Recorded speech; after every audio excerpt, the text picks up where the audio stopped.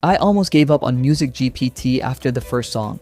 Not because it was bad, it just sounded exactly like what I expected an AI song to sound like: safe, predictable, nothing I'd actually save. Then I changed one thing.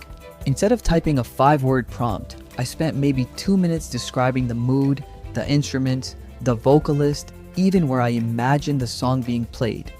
The difference wasn't small. It felt like I was using a completely different tool. So I kept testing. Pop, lo-fi, cinematic, electronic, even a country track, which honestly I wasn't expecting to like. Some generations surprised me, others I deleted almost immediately. That's probably the most honest thing I can say about MusicGPT. It's inconsistent, but when it gets it right, it gets surprisingly close. One thing I noticed after making a bunch of tracks: I stopped judging them like songs that stream on Spotify. Instead, I started dropping them into YouTube videos, product ads, and social media edits. That's when they made a lot more sense. The music didn't need to be unforgettable, it just needed to fit the video. And most of the time, it did. There was one downside though. If your prompt is vague, don't expect magic. The AI fills in the blanks and sometimes it guesses wrong. I actually got better results by treating it like I was talking to a real producer instead of a chatbot.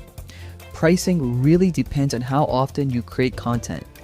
If you're constantly looking for royalty-free music, intros, background tracks, or client work, I can see this paying for itself. If you're just making songs for fun every once in a while, I'd probably stick with the free version first. So, is this the future of AI music?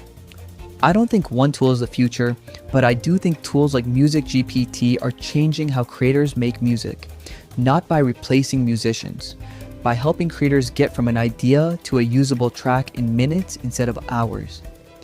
If you're comparing MusicGPT with Suno or another AI music platform, don't listen to just one song. Generate 5 or 10 with the same prompt. That's when you'll see what each tool is actually good at. If this review helped you out, hit the like button, subscribe for more honest AI tool reviews, and thanks for watching. Catch you in the next one.